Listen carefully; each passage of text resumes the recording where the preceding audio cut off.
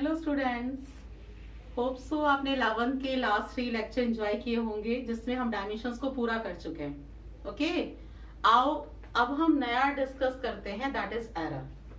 आपके लिए नया है पर एक बहुत ही इंटरेस्टिंग पार्ट होने वाला है। बहुत आराम से इसको समझेंगे और न्यूमेरिकल 1 बाय 1 करेंगे। जैसे आपने डायमेंशंस में देखा था ना कि अगर मुझे सपोज करो ड्राइव द फॉर्मूला आ गया तो मुझे कोई भी सम दे दो, ड्राइव द फॉर्मूले का हर सम हो जाना है ना। मान लो जी आपको कांस्टेंट की वैल्यू निकालनी आ गई भी, तो आपको एक बार मेथड समझ में आ गया तो आप कोई भी कांस्टेंट की वैल्यू निकाल सकते हैं। तो इस तरीके से हमें डायमेंशंस की तरह एरर भी है। एरर का एक मेथड अगर आपको समझ में आ गया, any question of this method आपको सेम पैटर्न पे करना है। तो what is the meaning of error? Error का मतलब आप ऐसे समझो कि आपको मैंने कहा कि मेरे हाथ में पेन है, इस पेन की लेंथ मैं बच्चों को बोलती हूँ कि इस पेन की लेंथ लगभग आधा मीटर है ना। अब मैंने एक बच्चे से कहा कि चल भाई तू उसको मेजर कर। आधा मीटर का मतलब कितनी हो गई? 50 सेंटीमीटर हो गई। मैंने कहा चल इसको मेजर कर। वो मेजर करके मेरे पास लाया। उसने कहा कि मैडम इसकी लेंथ 50.1 सेंटीमीटर है। अब बोलो एक्चुअल कितनी थी? 50 सेंटीमीटर। वो बोल रहा है कितनी? 50.1 सेंटीमीटर है। So what should be the error?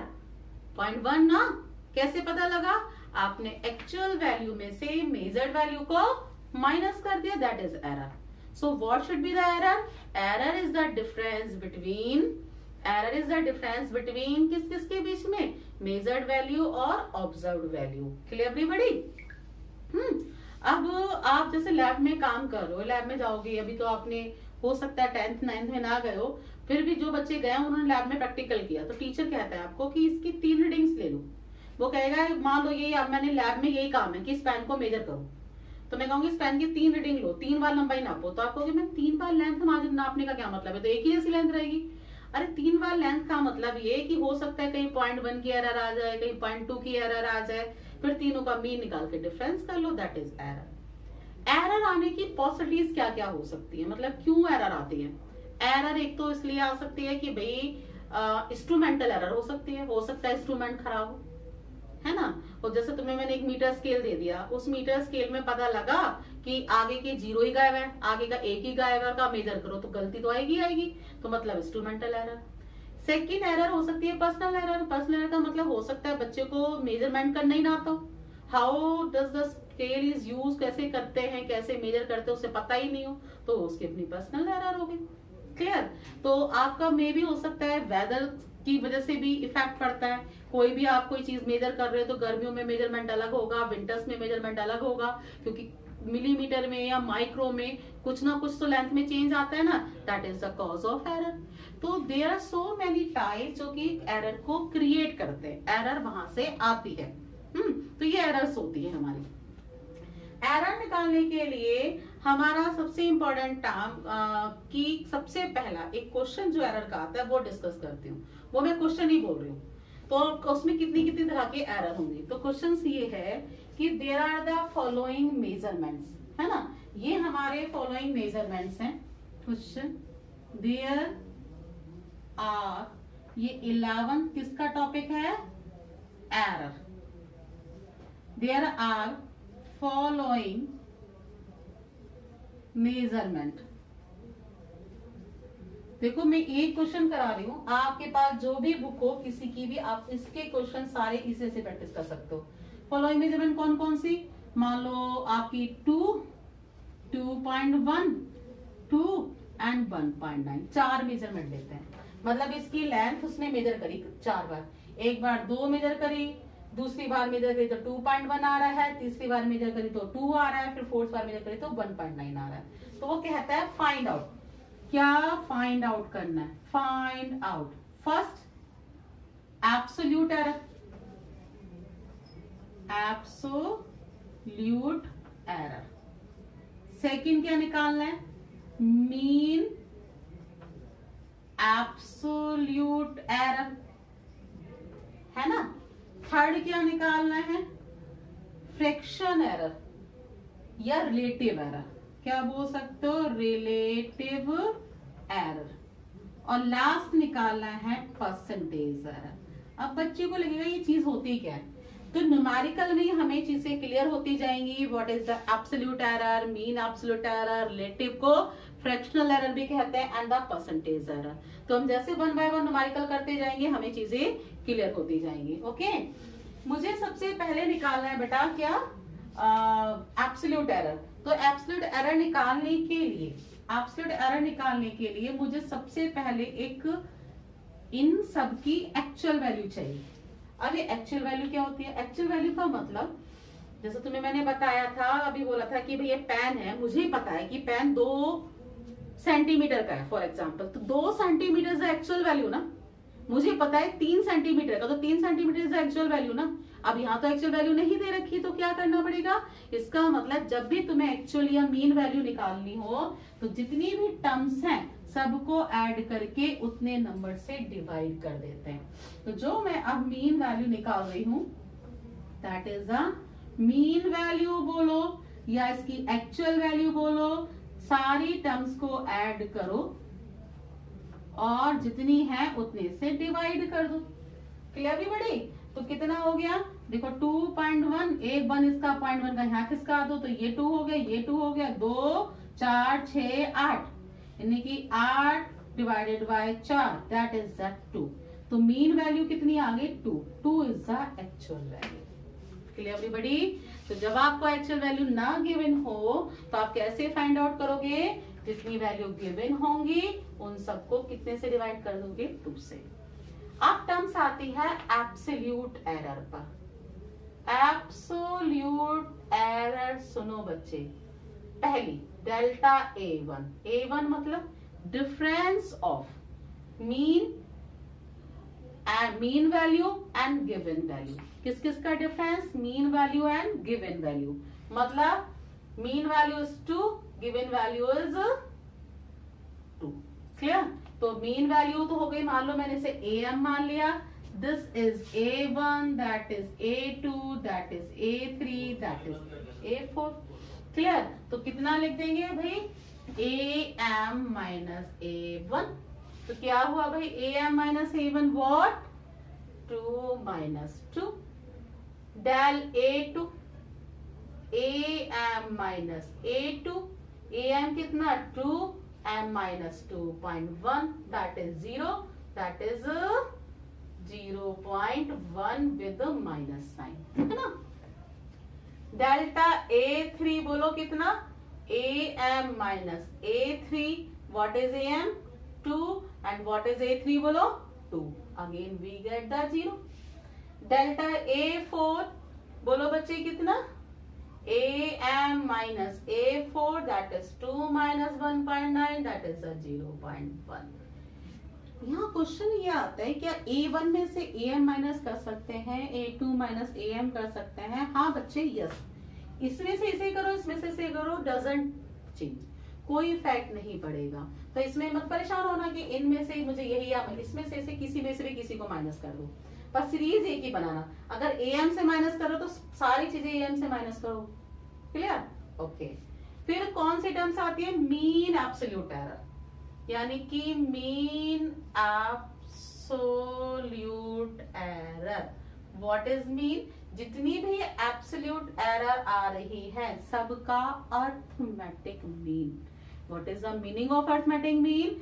Mean सबको विद पॉजिटिव साइन ऐड करना। देखो ये नेगेटिव आ रही है ना, ये वाली नेगेटिव आ रही है बच्चों को, देखो तो इसका कैसे ऐड करोगे? यानी कि मुझे इसका एब्सोल्यूट मीन निकालना है, ऐसे रिप्रेजेंट करते हैं 0 माइनस में नॉट माइनस, जितनी भी वैल्यू माइनस आएंगी all are put with plus value, that is the arithmetic addition. Clear everybody? So error में हमेशा पॉजिटिव वैल्यू रिप्रेजेंट करते हैं, plus 0 plus 0.1 upon divided by 4. So what is the percentage? मतलब mean absolute error is 0.2 by 4 means बोलो यहाँ आ गया कितना? 1 by 20, यानी कि what is the mean absolute error? 1 by 20. अब क्या आती है बच्चे? Relative error. Relative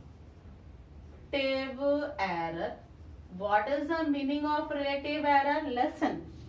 relative error मतलब mean absolute error upon actual value.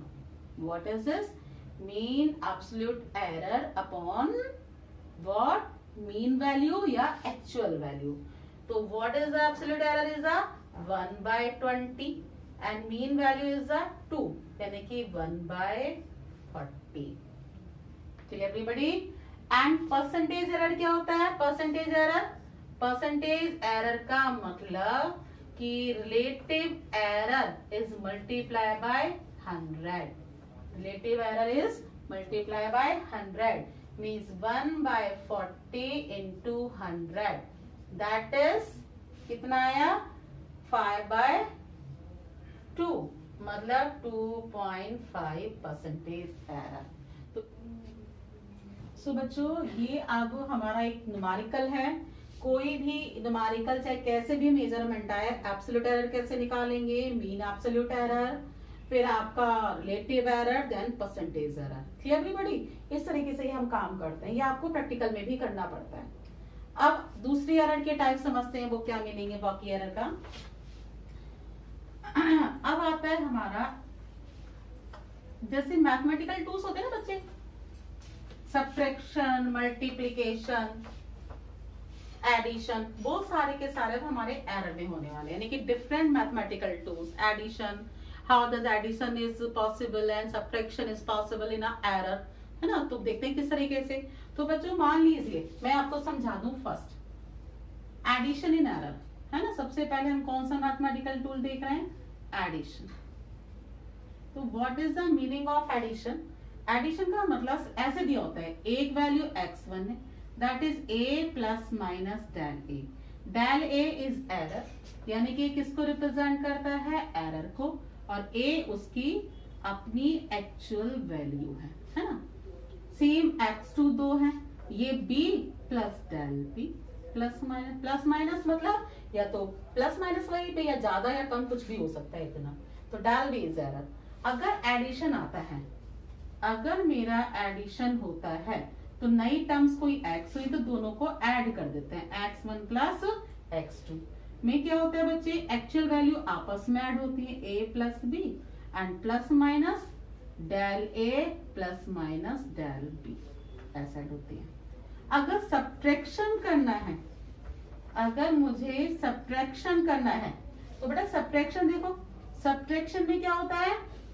Actual value में वही मैथमेटिकल टूल होगा जो करना है. एडिशन है तो एडिशन होगा, सब्ट्रैक्शन होगा तो सब्ट्रैक्शन होगा, यानी कि a माइनस b होगा. But error are add to each other, यानी कि एरर जो होंगी वो आपस में ऐड ही होंगी.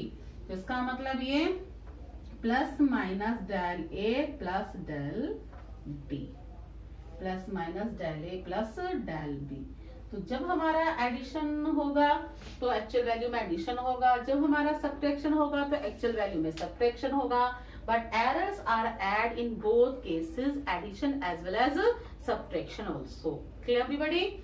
ओके. अब कोई क्वेश्चन डिस्कस करते हैं. फॉर एग्जांपल सबसे पहले तो मैं ही बोलती हूँ, दो वैल्यू दी है, x1 equal to 5 plus minus 0.05, x2 equal to 3 plus minus 0.02.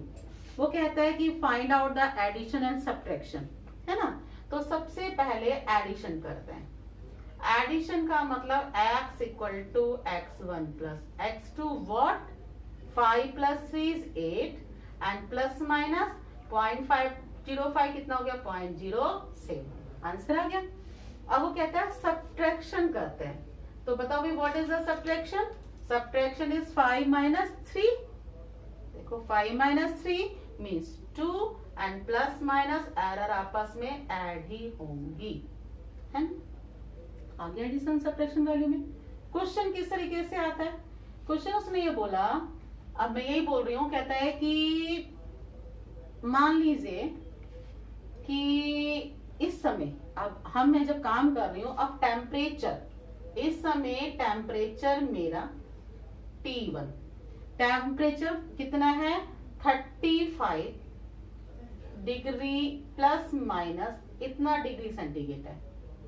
फिर कम से कम आधे घंटे बाद मेरा टेम्परेचर, मतलब हमारे रूम का टेम्परेचर जो हम पढ़ा रहे हैं 40 प्लस माइनस 0.02 डिग्री सेंटीग्रेड हो जाता है.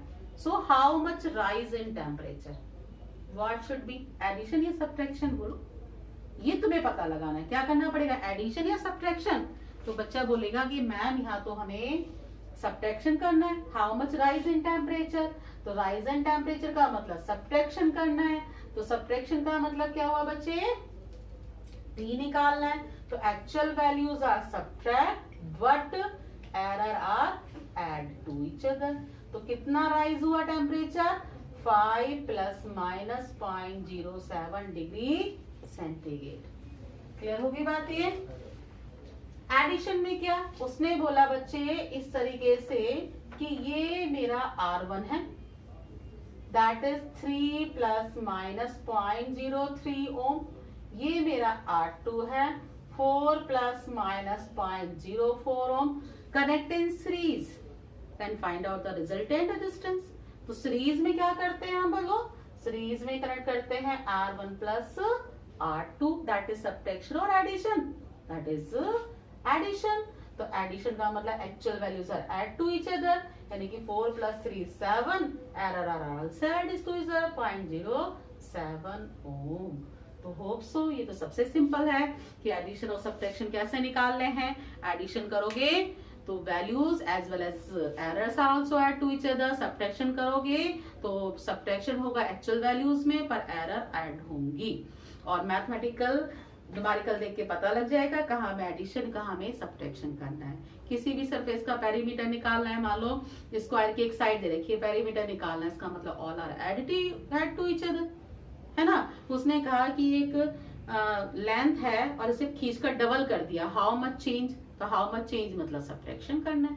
So that is the error का एडिशन और सब्ट्रैक्शन. ओके बच्चों, अब हम अगली क्लास में डिस्कस करेंगे error in multiplication, error in division, और आप देखोगे कितना इंटरेस्टिंग क्वेश्चन उसके होंगे. तो आप पहले इसको रिवाइज करें और नेक्स्ट वीडियो हम अभी रिसेंटली जल्दी डालेंगे. ओके, थैंक यू बच्चों.